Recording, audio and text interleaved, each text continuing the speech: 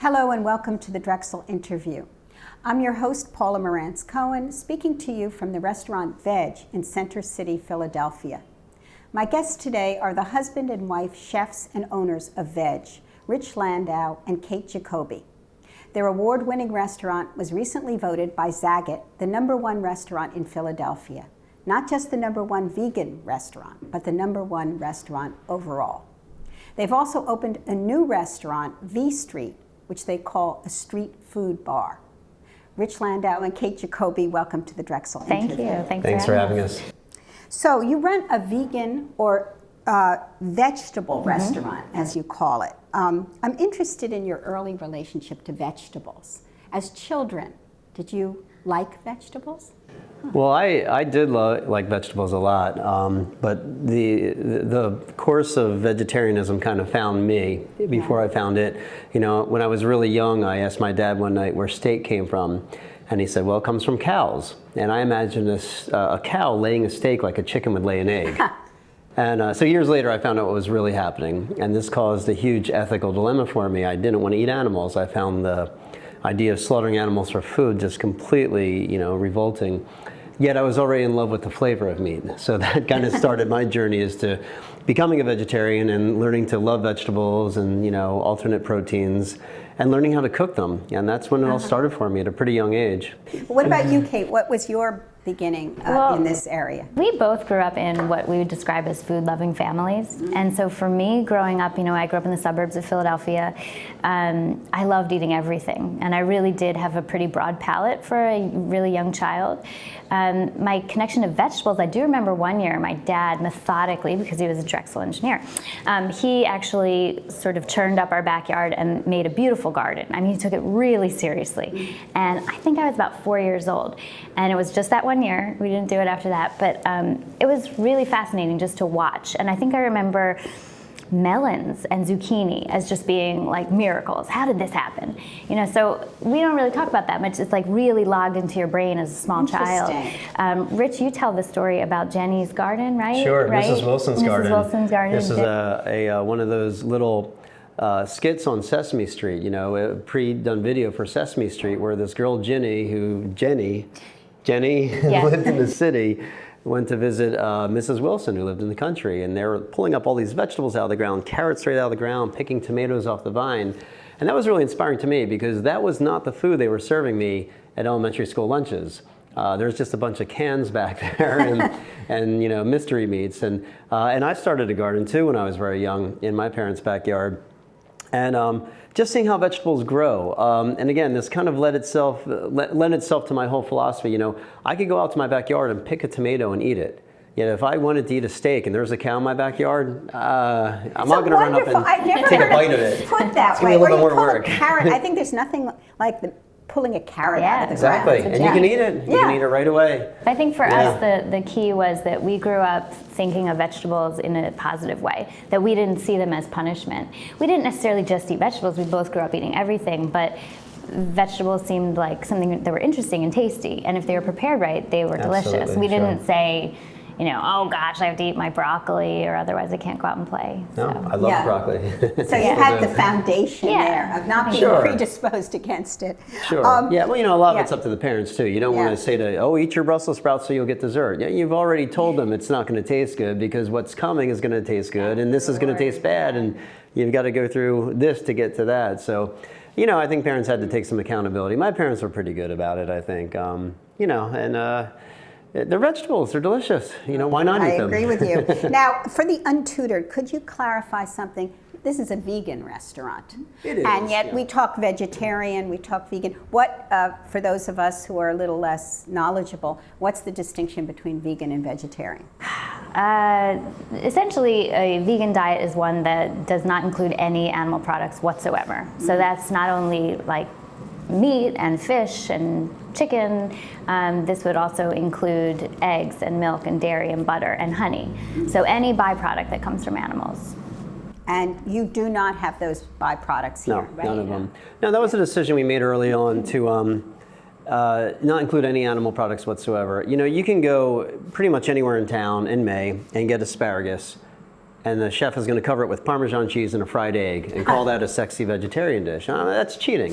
You can put Parmesan cheese and a fried egg on anything and it's going to taste good. But that's vegetarian and not that's vegan. vegetarian cooking. But you can get a decent, now, 15 years ago, you couldn't get a vegetarian meal in the city of Philadelphia. Now you can. But we wanted to take that a step further. There's a whole next level of awareness with the whole dairy and egg industry. But that's besides the point. The point is that vegetables taste great. They don't need a lot of animal products to make them good. It's going back to what our parents told us. Like, how are we going to get this stuff down? How are we going to eat these Brussels sprouts? How are we going to eat this broccoli? Well, let's melt some cheese on it. Yeah. It doesn't have to be that way. Vegetables are delicious. Yeah. And I think if you strip them down of all that other stuff and really work on them, give vegetables the same attention that you would give to a protein that we're used to. That's Rich's secret. That's he where doesn't treat vegetables just like a side dish. He really thinks about and takes those same applications that you would apply to anything else, any kind of meats, like your pastrami spices. Like, he's not afraid to put pastrami spice on carrots. So, But let me ask you this. This always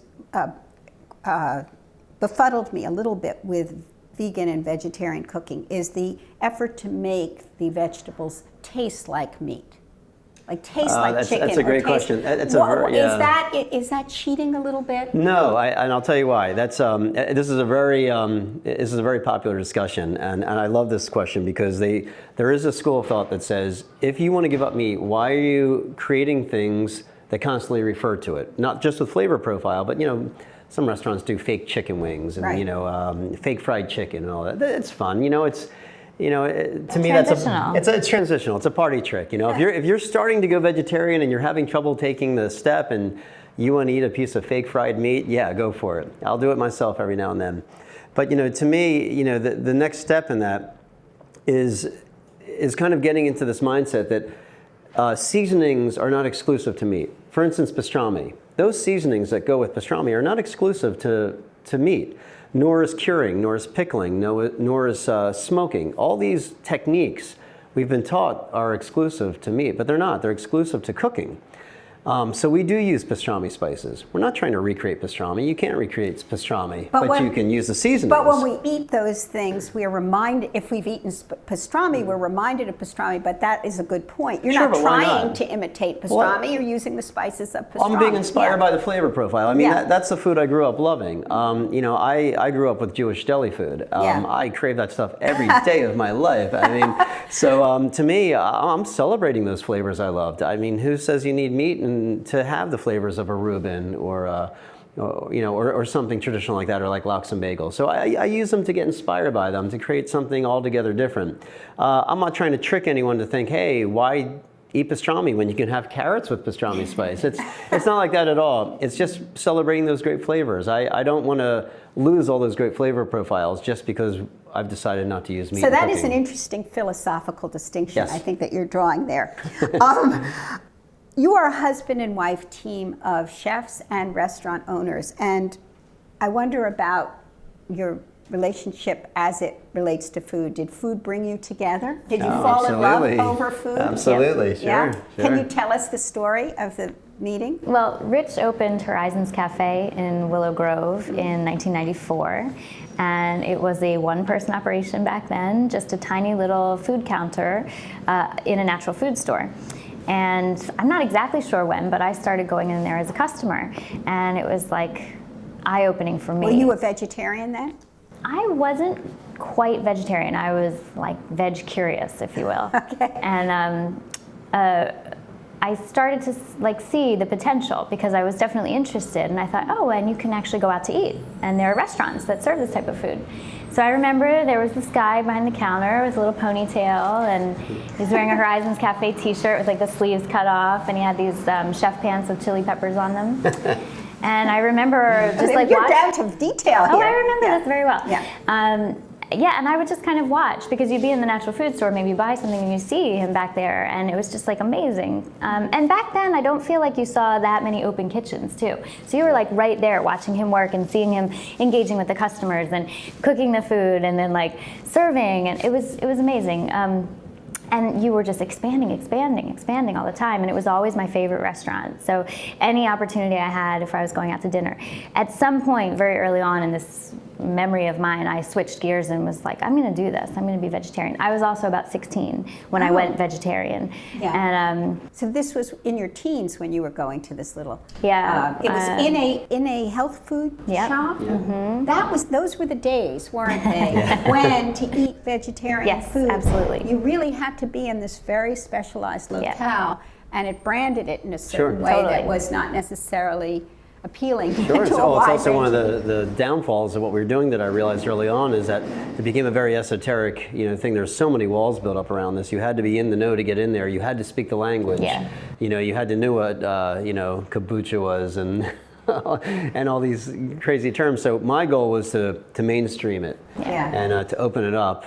And When and, did that? Was that when you moved in 2006 to to Horizons in Center City, or was it Veg that was the real transition? The first one, I think. When we moved downtown, we definitely took a huge step, and we learned a lot as restaurateurs, I think. It was also getting a liquor license that I think helped us to be able to reach out into mainstream. A lot of people come in, the skeptics with the raised eyebrow, but when they see Scotch behind the bar, they're like, all right, at least I can drink. So Is that unusual for a vegan restaurant to have liquor? In Philadelphia, it's very unusual. When we first came down here, no one was doing it, not even close. I think, in New York, it happens. Yeah, vegetarian places are seen usually as being very casual and being right. like a place that's going to serve a hummus sandwich and that's it. So I think maybe for that reason it is. I don't know. So when you opened Veg, was there a leap? Was there a philosophical shift of? I know you say when you went to Horizons in Center City, there was a change where you were moving away from this kind of very sort of ghettoized idea of vegetarian cooking. And then when you moved from Horizons to Veg, was there another philosophical leap? Absolutely. Yeah. And that was one of our most important ones, is that, again, we were reaching out to the mainstream. We wanted to bring the people in here that would never set foot in a vegetarian restaurant. Well, how are you going to do that? Well, the problem with the Horizons was, and we did find there, but the rebranding happened because Horizons' tagline was modern vegan cuisine. Now, this is also a time, 2006, 7, Bill Clinton had just become vegan. All these celebrities were going vegan. Vegan was a hot new word. But it still wasn't getting across to a lot of Philadelphians. So we just sat down one day and we realized that the most important step we can take is losing the vegan title and going with vegetables. Vegan is a diet, vegetables are food. And we said, people eat vegetables, they'll come in to eat vegetables. And at Veg, it was astonishing that we get people coming in here that would have never set foot in Horizons. And they come in here because it's a vegetable restaurant and they can eat something. So it's a branding issue. Absolutely, branding issue, yeah. And vegan, you think, has the effect of scaring people away? Well, there's a lot of preconceived notions that come with it. I mean, you say you're going to a vegan restaurant 10 years ago, you think you're going to walk into this, screen door and part the beads. There's a bunch of hippies in there smoking pot and stirring vegan chili, burning incense, and we had to break down. It was a lot of work. I joke about this all the time, but it is a lot of work to break down those preconceived notions. So, Kate mentioned the Scotch behind the bar. Well, a great beverage program. We have great single malt Scotches here. We have a deep, beautiful, wonderful wine list, one of the best in the city. All those things kind of help get people's mindset saying, this is a restaurant that's for real. It's not a vegan restaurant, it's just a restaurant. It only serves vegetables. And the whole vegan thing becomes an afterthought. There's a lot of work to get past that. And that's the thing, you have steakhouses, you have seafood restaurants. We wanted to create a new genre of restaurant, a vegetable restaurant, because that's less intimidating. You don't have to flash your vegan ID card to walk through the door. You can just say, I feel like eating vegetables tonight. But I think the other piece, I think the bar is very important. I know you're a sommelier, so that you are an expert in that, in fine wines and liquors, but the ambiance too. This is a fine dining experience. And I wanted to ask you about that because it seems to me in general there's a decline in fine dining in this country.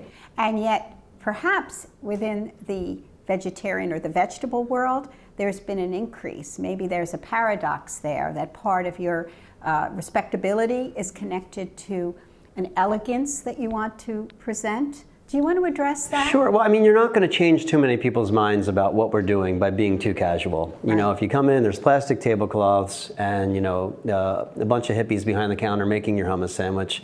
You're not going to change anyone's mind about what we're doing. By making it upscale, and having, you know, I'd say it's in the context of modern fine dining. There's no white tablecloths here. There's no waiters in tuxedos. We don't do tableside Caesar or anything like that. I mean, so it's modern modern. Dining is very pretty and elegant, no tablecloths. And Exactly. You don't Well, have it's a to little wear more a tie. casual. You don't have to wear a Yeah. tie. Jeans. Although Or some even a people jacket. do. But Yeah. I think, you know, you have to present it in that certain context to have it be taken seriously. You know, there's a lot of people that will tell you that you can put the same exact plate of food in you know, in a beachfront hut, you know, on a wicker table, and then you can put it in some, you know, like an Olive Garden, or then you can put it in like Lebec Fin. Yeah. The same plate of food, and it's going to taste completely different in those 3 different places. It's sort of like what I've heard artists say about the frame on a Absolutely, painting. yeah. You know, depending Absolutely, on the frame. sure. I think that's a really interesting You idea. got to think about this stuff. We had to think Yeah. about this stuff because this was survival for us, to understand the way people thought about this. I wonder do you feel that your restaurant has had the effect of converting people to vegan diet? You know, that's not our mission. I know. But yes, we've definitely heard a lot of stories that people, there's one that we heard years ago about a guy who said he had 2 Big Macs for lunch, and then he had dinner at our restaurant when we were out in the suburbs, and he wrote us this letter to follow up and say that we changed his life. He's like, I have not, it came a long time after, and he said ever since the meal, that juxtaposition of like Big Mac and then my first vegan dinner, I was so amazed. And that he was, you know, moving forward. We've also been able to provide a place for people who are, you know, trying to go vegan or who have been vegan to have a place to celebrate so that they don't feel other.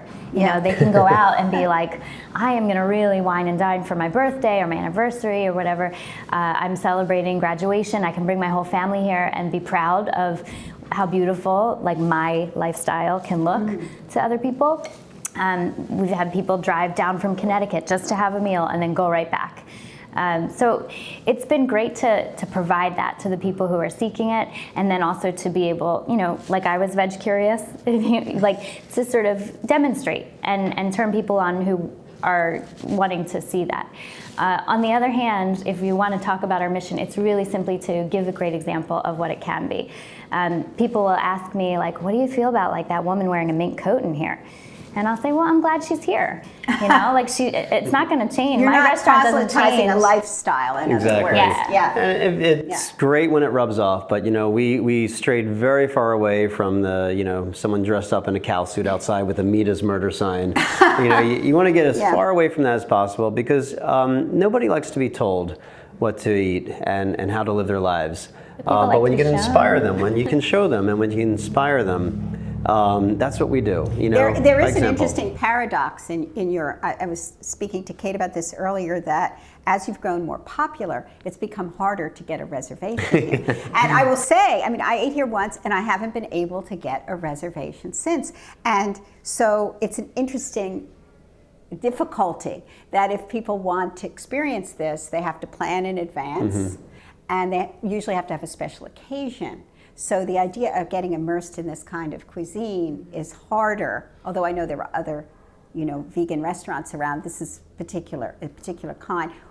What do you deal with the difficulties of success? Let's put it that way. Well, I mean, nothing draws a crowd like a crowd. So it's a good thing to have. It's a great problem to have, and also it's a great statement for what we're doing. People want this in Philadelphia. They want this. And we wake up each morning and just feeling so grateful that we're in this place. And because of the whole reservation thing, that's why we opened V Street. I wanted to get to that. Tell us about V Street. Well, that's our casual cousin of veg. No reservations there. It's more of a bar. You know, it's half the size of veg. We're just celebrating the great street foods of the world. Kate and I have traveled so much. And we have just fell in love. You know, we've had wonderful fine dining meals around the world. We've also had some great gritty street meals, you know, where places that you never set foot in at home. These little shacks and, you know, these rickety old carts where we'll eat from them if there's something we can find that we can eat. And it's so inspiring. So that's inspired your food both here and in V Street? More so at V Street. We did have a lot of those kind of international flavors going on at Veg and some spicy stuff. But we wanted a specific home for all these really bold flavors and these kind of crazy ethnic street foods going on. So that's our street food bar. Yeah, having V Street allows us to sort of differentiate, because those spicy flavors that we were, you know, we wanted to work with them, and sometimes they didn't necessarily have the best home at Veg. So by having the two, we can start to, veg can be a little bit more elegant and refined, and it's inspired by the vegetables themselves. And then V Street can be a little bit more fun, like roll up your sleeves. Okay, yeah, you're gonna get a little dirty with that one. But it's inspired by the dishes that we have eaten ourselves or sort of been, just curious about. So they can stand apart and, So speaking about dishes, I wonder if you each could briefly describe a signature dish, either a veg dish or a V Street one. And I know you're a regular chef. Is that how they say it? And you are, I think probably not. You're a pastry chef, Yep. Kate. Mm-hmm. So if I had to pick a signature dessert, I think I'm maybe best known for my cheesecake, which is a secret recipe. And I have a cheesecake addict friend. I'll have to bring him here. All right, let's see how we do. And he's adamantly against vegetarian. Yeah, Okay. good. Our Sneak favorite. him in. Bring I him have in. this place for dessert. I just want Target you to try audience. their cheesecake. Dessert is tricky because by the time you get to dessert, hopefully you have had a nice meal and you're basically full. Yeah. So you're really eating for your soul. You're eating because you just want to, or so I'm not necessarily trying to. I don't know. I'm not trying to necessarily knock off a cheesecake. All different cheesecakes, and I ate a ton of them when I was trying to figure out my recipe. They're all kind of different styles and different flavors. So I wouldn't serve it if I didn't think it stood up to any other mainstream cheesecake, if it tasted weird or different.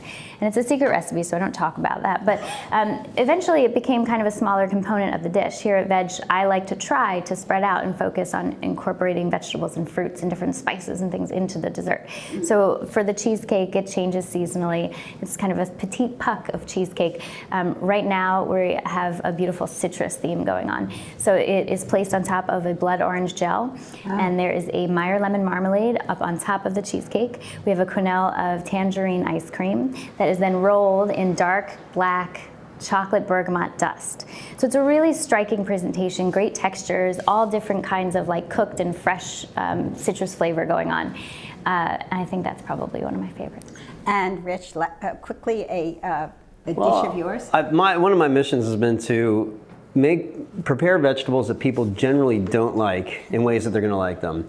And I said, when we go to open up a vegetable restaurant, there is not going to be any vegetable we're not going to touch. We're going to find everything, rutabagas and Brussels sprouts, all the things everyone hated. We're going to find ways for them to love them. But one of the ones I'm most proud of is our eggplant braciole, or braccioli, depending on if you're Italian American or an American Italian. It's eggplant that's very, very thinly sliced. You can almost see through it, lightly roasted. We take the rest of the eggplant, we roast it, then grill it, then smoke it, and puree it with a little bit of cauliflower and rice, and wrap it up, and then bake it again. So it's eggplant stuffed with eggplant, and it's I love basically. eggplant. I can't wait to try it. I love eggplant too, only when it's prepared right, and when it's prepared wrong, it's one of the worst vegetables. So. When it's really hard. Beyond your restaurants, you have done other things. You have cookbooks. Your latest is a Veg, 100 Plates Large and Small that redefine vegetable cooking, and you have collaborated with Williams Sonoma for a line of custom designed veg sauces. Now, is this de rigueur now when you're a successful restaurant to do this sort of thing? Yeah, well, I mean, to me, I love doing these side projects. Number one, they're a companion piece for the restaurant. It's like kind of going to the concert and buying the T-shirt. It's what you do to it's a branding thing, obviously, most of all. But you want that companion piece with the cookbook. We were just answering a question. It's customer need. They said, I wish I could cook this stuff at home. And my first response is, well, do you have a team of 5 sous chefs and 2 dishwashers in a commercial kitchen with a 25,000 BTU grill? No, they don't. But is there a way they could make it at home? And that's what the book's all about. It's not a show-off book. It's not it's not a coffee table book that you're only going to look at but never cook from. It's something you can really cook at home to get restaurant-style results without having a restaurant. So we're really proud of that. It's something you can really use. People cook from it all the time. And the Williams Sonoma thing was just, it's something you just can't pass up when they come knocking on your door. Sure. You just do whatever you can. So one more question, because we are out of time, and that has to do with your winning the hugely popular TV show Chopped. Mm-hmm. That must have been a big thing. I mean, the whole celebrity chef thing, which I guess now you are in part of. How do you feel about that? Did it change your life to win that show? And And what do you make of your celebrity? It's a tricky question. I never got in. I started 20 years ago. I never got in this to be a celebrity chef because that did not exist back then. I got into it because I love to cook, and that's my advice I tell younger cooks these days. You get into this because you can't not do it. You must be driven so passionately and so intensely to cook that you can't not do it. If you want to get in this to be a celebrity chef, you're going to have a really disappointing and tough road ahead of you. At the end of the day, this is a business. I need to get people into the restaurant. I need to make sure that we're not the latest thing that's going to last a minute. I need to make sure in 10 years from now that the people that work here are still provided for, that we're provided for. And if you get out there and you can play a little celebrity and cash in on the rock star thing. Has it swelled his head? No. Okay. All right. Well, I have to end here. I could go on talking to you about your restaurant, your philosophy, your food, I think for another hour. But it has been delightful. Thank you and I so want to much. thank you, Rich Landau. Absolutely our pleasure. Thank you so much. For joining us. And thank you for joining us today at the Drexel Interview.